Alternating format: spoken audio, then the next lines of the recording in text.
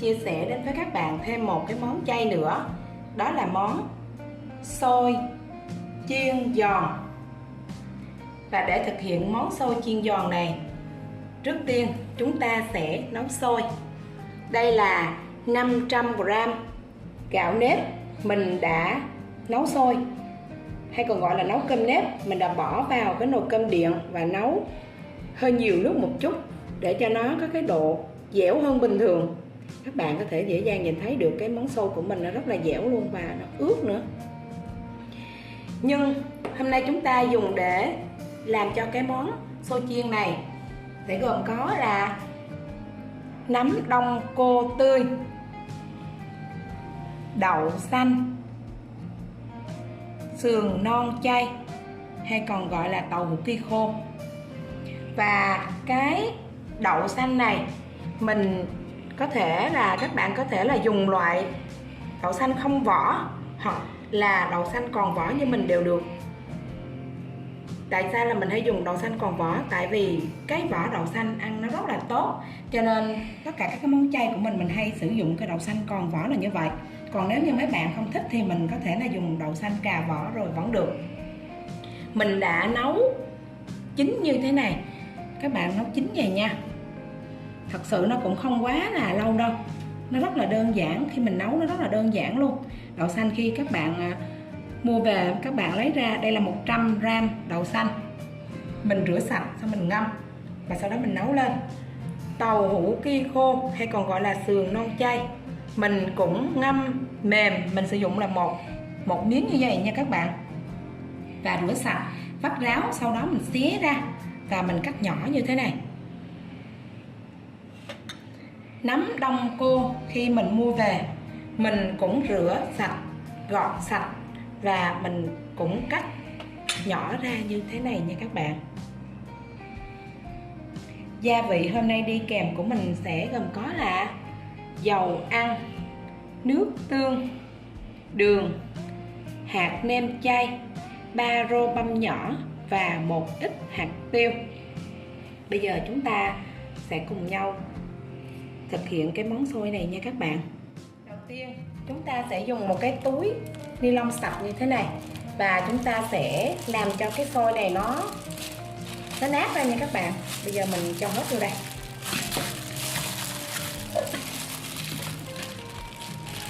Nó còn rất là nóng luôn.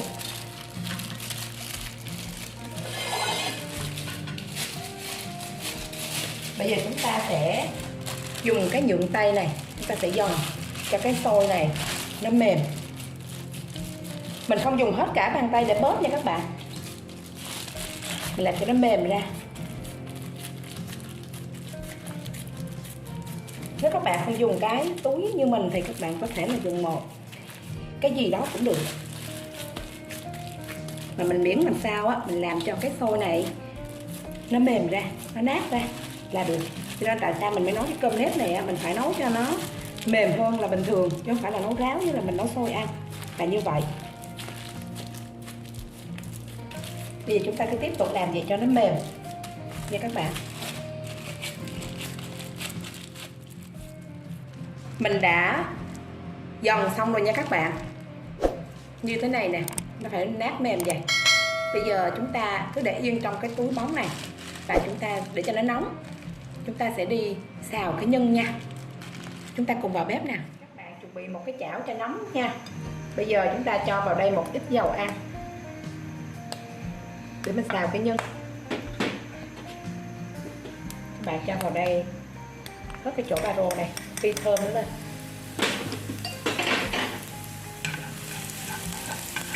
Nếu các bạn không có thích dùng cái nấm đông cô, tại vì sợ nó có cái mùi, có nhiều bạn không có chịu được, thì các bạn có thể dùng nấm đùi gà hoặc là nấm hải sản hoặc là nấm bào ngư xám đều được. Và nếu như các bạn không thích ăn đậu xanh, cái nhân nó đã, cái ba rô nó đã thơm rồi nha các bạn, mình cho nấm vào trước.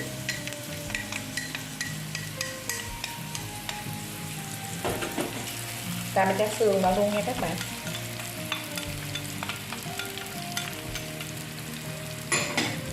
Chúng ta mở lửa và xào. Và cái này nó chín lại rồi mình cho đậu xanh vào và mình nêm nếm gia vị ha. Nếu các bạn không thích ăn cái nhân đậu xanh thì các bạn có thể là dùng đậu hũ trắng. Cái đậu hũ trắng khi mình làm thì mình sẽ vắt ráo cái miếng đậu, sau đó là mình cũng bỏ vào mình xào chung như thế này nha các bạn. Còn nếu như các bạn không thích ăn cái sườn chay này, không thích ăn nấm và cũng không thích ăn đậu xanh, các bạn có thể dùng những cái củ quả khác giống như là cà rốt hoặc là su hào hoặc là củ sắn hoặc chả lụa làm chung vẫn được. Cái nhân nó cũng không có quá khắt khe. Bây giờ cái nhân của mình nó cũng gần được rồi này nha các bạn, nó rất là thơm.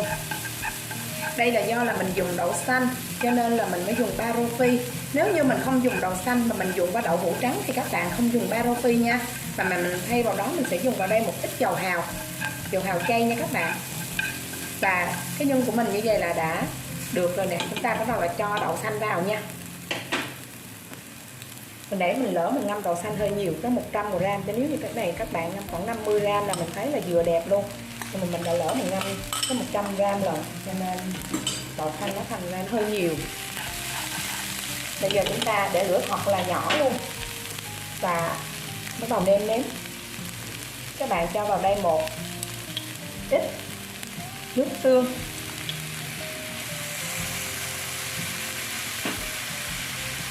một ít hạt nêm chay,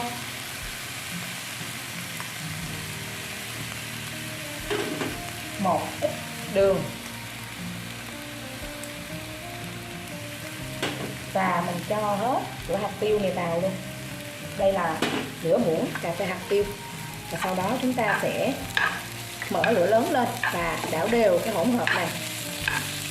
Riêng cái gia vị cho vào cái hỗn hợp nhân này các bạn cho nó hơi đậm đà một chút cũng không sao, tại vì khi cái xôi mình nấu mình không có cho muối hay là cái gì vào hết á.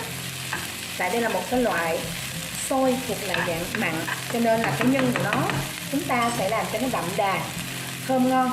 Cho nên cái xôi á mình bắt buộc khi mình nấu là mình không có cho muối hay là cái gì hết nha các bạn, mình chỉ để bình thường vậy thôi. Và bây giờ mình đảo cho cái hỗn hợp này nó chín lên và nêm nếm cho nó khẩu vị cho nó hơi đậm đà, vừa ăn một chút là được nha. Cái tô nhân mà mình mới xào xong nha các bạn. Và đây là cái nếp, cái phôi nếp mà mình đã dòng xong và mình đã lấy ra như thế này. Cái dĩa mình chuẩn bị một cái dĩa như thế này mà mình đã thoa lên sẵn lên đây một lớp dầu rồi, để khi mình để cái bánh xôi này vào thì nó không có dính.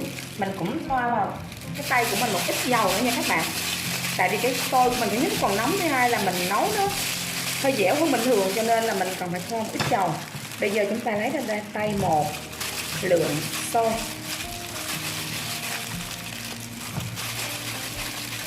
Rồi các bạn vò tròn này rồi chúng ta ấn dẹp nó ra làm thành từng cái bánh.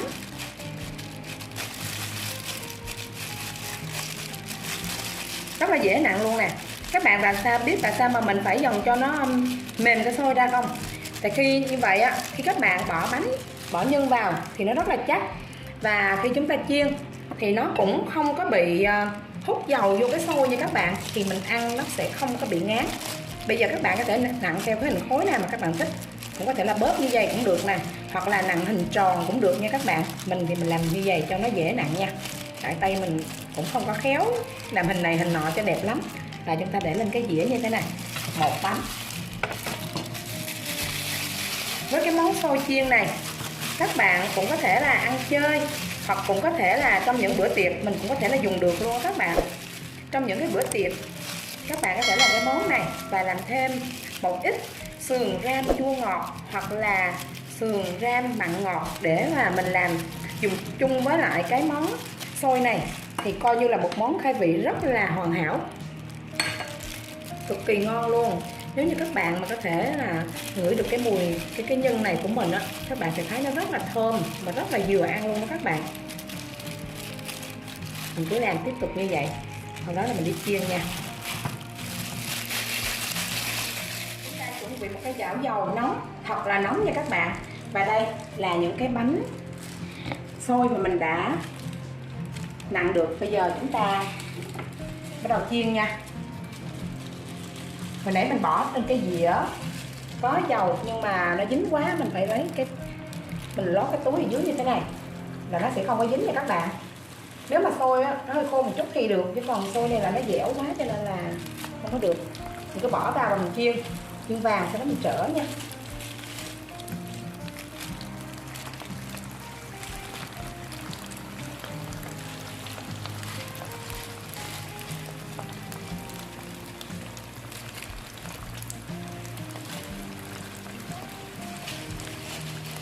Và để mình để trên cái dĩa chấm dầu, nhưng mà cái xôi mình nó dẻo quá, nó còn nóng nữa cho nên nó bị dính. Mình đã chuyển nó lên cái túi ni lông như thế này. Bây giờ chúng ta chiên cho nó vàng hai mặt. Mình chờ một chút nha các bạn.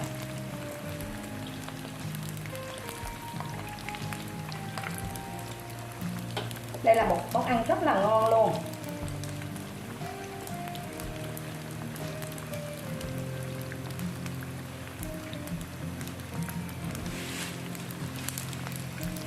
Bây giờ nó như vậy là được rồi nha các bạn. Nó đã xe mặt lại rồi, chúng ta trở qua nha, chứ không là để nó dính.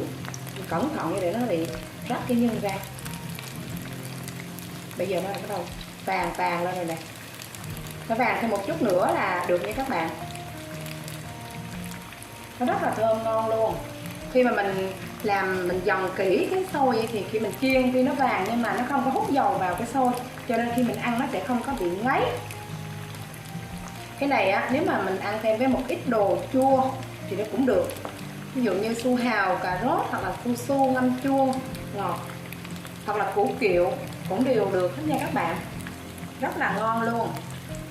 Cho nên mình đã nói đây không những là một món ăn chơi, ăn vui miệng, mà còn là một món có thể là dùng để làm khai vị trong các cái bữa tiệc chay, đều có thể là dùng được hết. Riêng cái phần nhân á này á, mình thấy cũng có thể là dùng để làm xôi khúc được luôn đó các bạn.